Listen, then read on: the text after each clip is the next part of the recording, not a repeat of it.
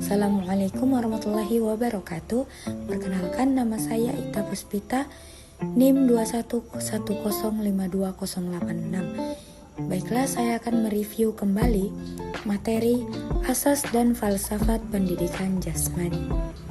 Nah, baiklah, di sini pendidikan jasmani adalah proses pendidikan yang memanfaatkan aktivitas tubuh yang direncanakan secara sistematis dan bertujuan untuk meningkatkan dan mengembangkan individu secara organik, neuromuskular, intelektual, dan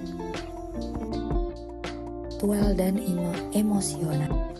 Nah, pengertian falsafah ialah suatu disiplin ilmiah yang mengusahakan kebenaran yang umum dan asas. Perkataan falsafah dalam bahasa Melayu berasal dari bahasa Arab dan Yunani yang disebut dengan filosofia, yang bermaksud cinta kepada hikmah. Secara umumnya, falsafah mempunyai ciri-ciri sebagai berikut. Yang pertama, merupakan suatu usaha pemikiran yang tuntas. Yang kedua, tujuannya adalah untuk mendapatkan kebenaran. Nah, di sini tradisi falsafah menurut Socrates ialah sesuatu yang diusahakan oleh setiap bangsa, karena manusia secara semula jadinya mempunyai fitrah ingin tahu dan cenderung kepada kebenaran. Maka dari itu, tradisi falsafah terbina oleh kelompok manusia yang mengadakan pendekatan yang berbeda terhadap falsafah. Kedua, nah di sini kedudukan pendidikan jasmani dan asas falsafah bangsa kita saat ini tengah digoncang dengan maraknya alat-alat teknologi yang canggih di masyarakat, ditambah dengan adanya krisis ekonomi yang sangat memukul hati bangsa kita. Dan hingga kini, rasa itu terus membekas bagaikan luka di dalam sebagai besar masyarakat kita. Belum lagi kondisi dunia saat ini yang dihadapkan pada perebutan kekuasaan dan politik yang mengakibatkan ekonomi bangsa kita telah terjatuh pada keadaan yang tak dapat terkendali lagi.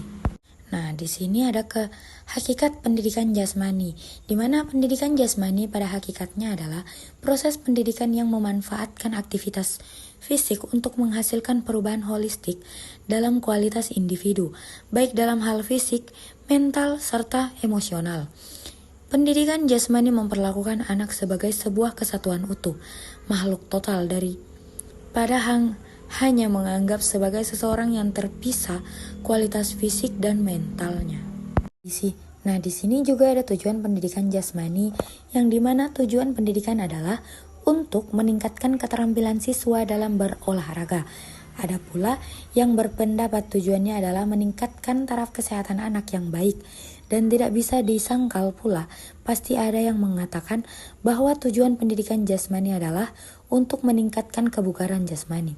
Nah, dari kesemua jawaban di atas benar belaka, sebab yang paling penting dari kesemuanya itu tujuan bersifat menyeluruh.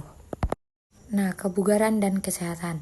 Di sini kebugaran dan kesehatan akan dicapai melalui program pendidikan jasmani yang terencana, teratur, dan berkesinambungan dengan beban kerja yang cukup berat serta dilakukan dalam jangka waktu yang cukup secara teratur.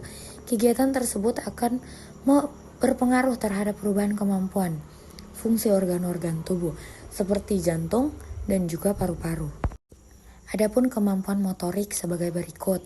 Ada yang pertama kecepatan, kedua kelincahan, dan yang ketiga koordinasi.